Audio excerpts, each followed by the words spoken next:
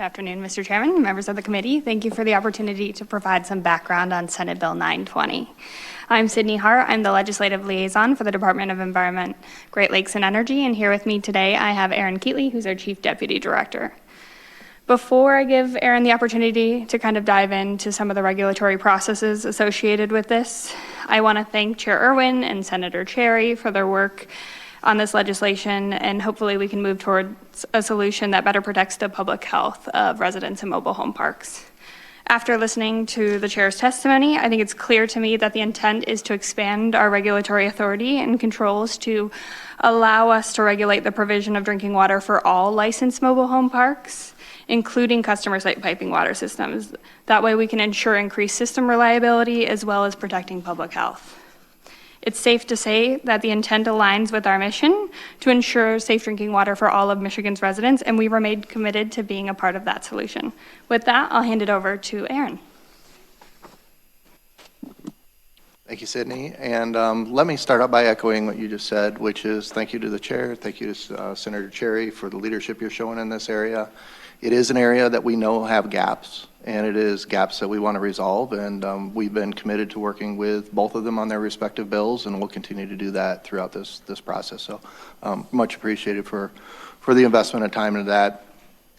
Simply stated, all citizens, regardless of whether they are part of a community, whether they're a smaller system like what would be at a mobile home park, or whether they're an individual on a private well, they deserve safe water. And we want to make sure we've got the tools available to make sure that that happens in our state, and that we all understand what those outcomes are, so that we don't have citizens that are exposed to things that at a later date we wish never had happened. The thing that I wanted to clarify for this group, and I'll leave most of the time here for questions since I suspect there'll be specific questions that we can try to answer for you. But the thing I wanted to clear about for everybody is the gap that we're dealing with, and why this is important to have this kind of a bill on the table to be discussed. EGLE right now has full regulatory authority over any mobile home park that provides water to its citizens as a result of either treating the water or having a private well that they distribute the water for. Those mobile home parks are considered to be a community water supply today. They currently do all monitoring, they do analysis, they have certified operators, they have all the regiments that even the city of Lansing would have relative to the type of treatment that they may have at that particular location. So that is not a place that we have a gap for regulatorily or for authority. It does not mean that we have the tools all the time to solve all problems. It's very, very complicated to fix problems when you're dealing with a utility. I can't easily turn off a wastewater treatment plant because all of a sudden you have significant problems at homes. I can't easily turn off a drinking water plant because people rely on water for a variety of things. So we have to have processes where we work together to try to figure out how to get water quality enhanced to a level that it's safe and predictable for all those residents. And often that is not an easy walk through. The gap that where we don't have authority is what would commonly be referred to as customer side piping. What that means, a mobile home park that purchases water from a community system. They're connected to a normal municipality, and they don't do any enhanced treatment to that water. All they do is collect it at the master meter and distribute it out to their individuals. Those are not regulated under the Safe Drinking Water Act. EGLE doesn't have direct authority over those particular locations because our authority lies with the municipality that's providing water. Where the problem occurs is there's times that once that mobile home park receives the water at the curb and distributes it into its residents, that the water quality can degrade for a variety of reasons.